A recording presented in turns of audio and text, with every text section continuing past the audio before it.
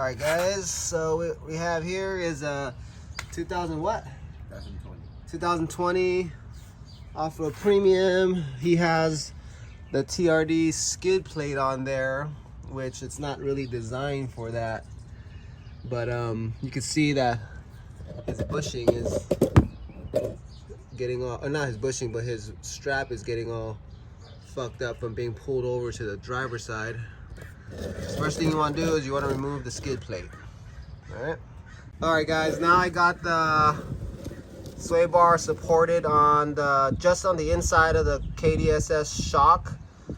The reason why I'm doing that is because I need to support it, because if I start to back those bolts out, the shock would actually try to push up against the thread. So I'm basically just supporting that so it doesn't like cross thread or try to strip. All right, so I'm gonna loosen all those bolts right there. Those guys, 1, 2, 3, 4.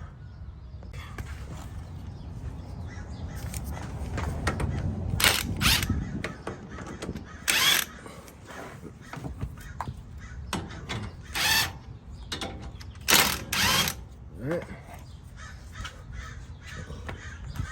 Now I'm working my way across.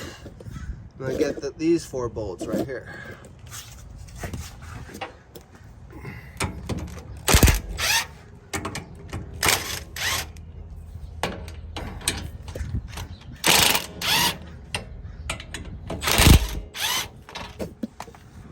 Alright,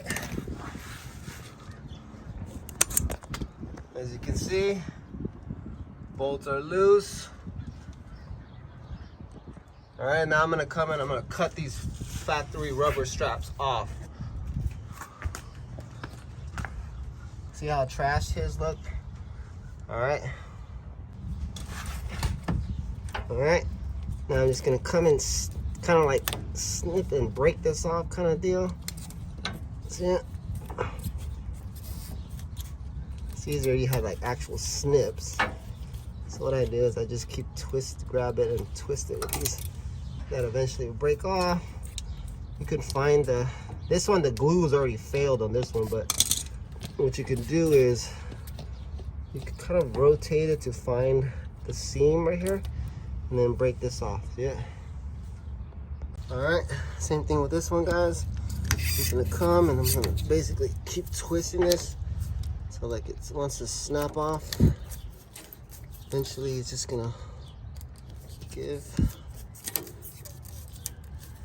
Or you could just, like I said, do it the right way and have some snips and actually just cut it off. You can see this one still has a glue on it. So I'm gonna try to, there we go. There we go. All right, so I lowered the jack. The passenger side hard link is basically preventing this thing from fully extending, but the bolts are loose. So normally there's a gap over here with this ring, and I'll physically kick the sway bar over this way with like my foot to fill in this gap, and that will put the sway bar back in its position. But this sway bar is already in its position. So all I'm doing is I'm going to make sure that the shock is fully up against this metal pressed on strap. That way I can make my proper mark for the locking clamp.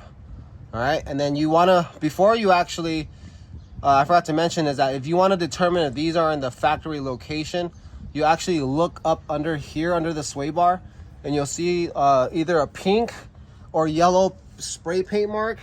The older ones will have a yellow mark, but the newer ones. So right here, you come under, and if there's a gap between the pink and this ring, that tells you that it's actually moved away. Here's another good look at it. This is the passenger side. You can see there's no gap, so that tells you that it's in the right spot. Okay. All right, you can see that I got my perfect bungee, basically giving tension on the shock going towards the passenger side. And so what I'm gonna do is I'm gonna come and I'm gonna smack this as much as I can to make sure that it's up against there, up against here. It's okay if you have like a, you know, maybe an 1/8 inch or even smaller gap. The reason why there's going to be a tiny gap is because these bolts are loose and the swell of the bushing hasn't happened yet. So the swell of the bushing will fill in most of that gap and you'll be perfectly fine. So right now, I've determined that I've moved the shock over as much as I can over this way, up against this pressed on strap.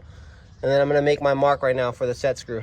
All right guys, if your bushing is like kind of like misaligned, because you know it's like a split, and so like it can, from the sway bar shifting left and right, it could pull part of the bushing out, and then like it's hard to get your clamp up against your flat. So with the bolts loose, what I did was I got like an extension for like a socket, and then what I did was I basically just smacked the areas that stuck out a little bit more to help align the sway bar, or to help align the bushing.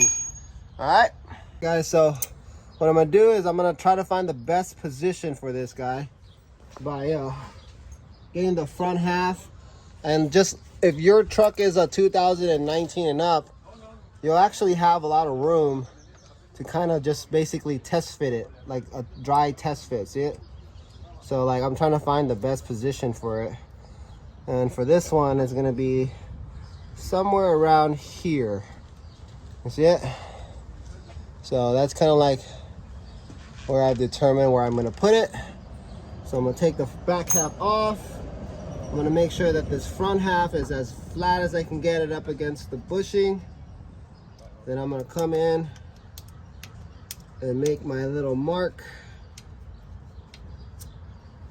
Once I have my mark, I'm gonna get my little punch tool guy, come in and make a little punch mark so I can help the drill bit.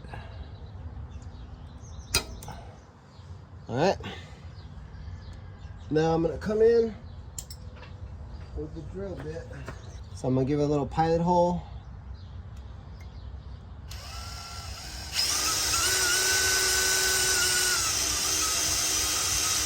That's just gonna make it easier. So I used a 2mm bit to get it going. Then I'm gonna use a 5mm bit. I'm basically gonna drill it in about an 1/8 inch.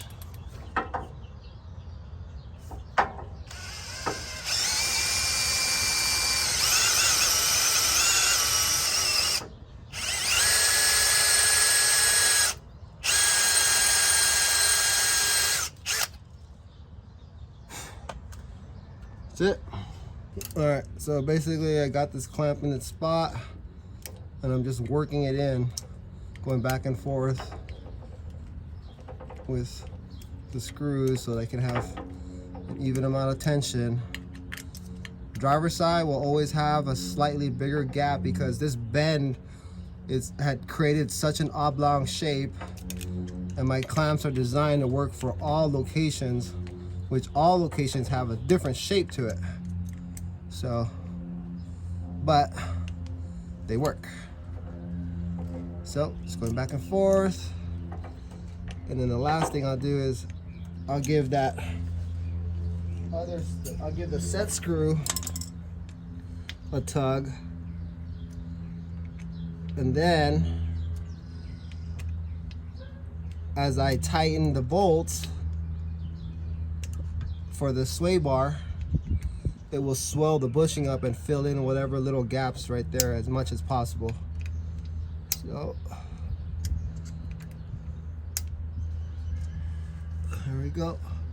So like I mentioned before, you don't want to just come and start tightening those bolts, because there's a hydraulic load on those bolts right now from the shock trying to fully extend. So what I'll do is I'll jack the truck, and then it'll basically take some pressure off of those bolts. And then I'm gonna come in with the impact, and we're gonna suck those bolts up.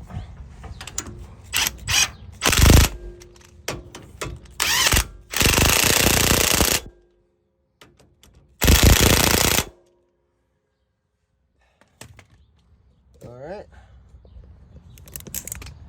Come and look. You can see it? The gap filled up right there because the bushing swelled up. Yeah, everything looks good. All right, I made sure I got these bolts tight. These bolts are tight. I'm about to remove that bungee cord, and I'm making my way across to the right now. Next step is, and I still got those bolts loose. The next step is, I want to make sure that this link is up against this strap here, so everything looks like it is.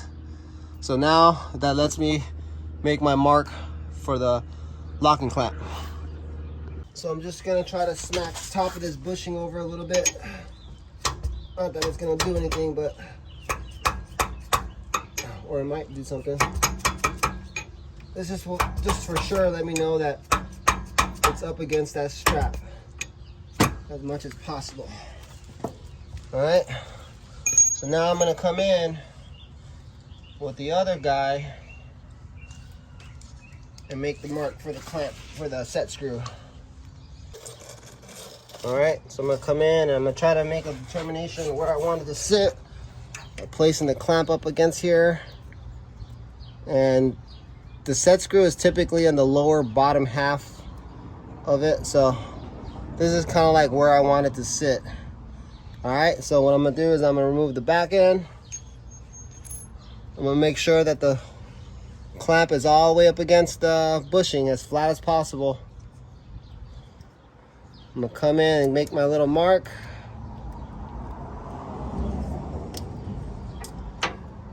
All right, got my little mark. I'm gonna use my little punch tool to determine where my mark is gonna be to help the little screwdriver, the little drill bit. Right there. Let's come in with the drill bit. The 2mm drill bit. All right. Now I'm coming in with the 5mm drill bit.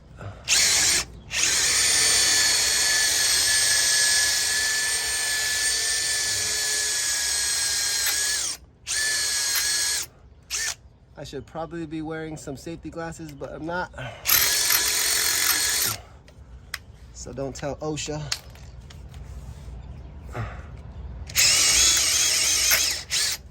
All right, that's about 1/8.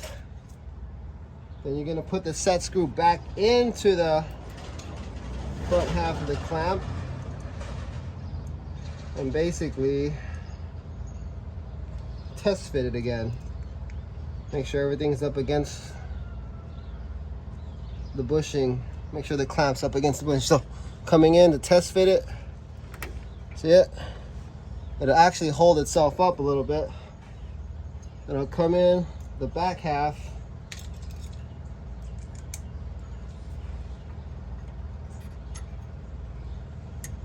and basically start screwing it in. It's holding it up.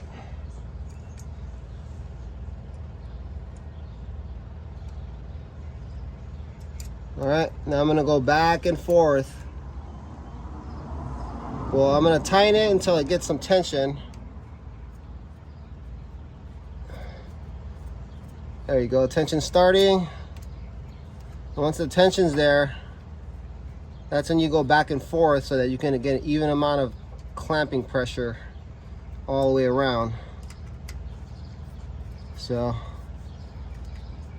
passenger side is always going to be easier to install because we're not dealing with the boot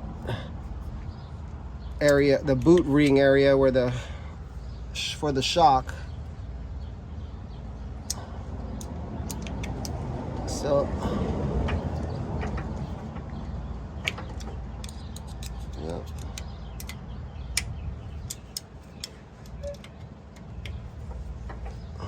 And these sway bars are manufactured like throughout many years, so like this shape will change depending on like when it was manufactured. It won't change too much, but you might have some bigger gaps. Like I had a sway bar that actually had no gap, and I had to actually put the set screw further in so I can get tension on here. But yeah, that was it. That's pretty much it, dude. That's the rest of the install. What I'm gonna do is I'm gonna tighten these bolts up. Make sure you jack up the sway bar so that you can get the pressure off of these guys. Tighten these guys up. Tighten the lower control arm bolts up. Then I'm gonna get my hash marks in there. Alright guys, so I finished up. Got my little hash marks there. I like 85 pounds of foot torque. Or 85, yeah, 85 pounds. And then got the hash marks here. See, everything's good. You can see how it's all like nice and tight up against the clamps from the bushing swelling after you tighten everything. All ready to go. All right guys, next part is that guy. We're gonna address that bad bushing angle. This guy's is not that bad, but you guys seen it.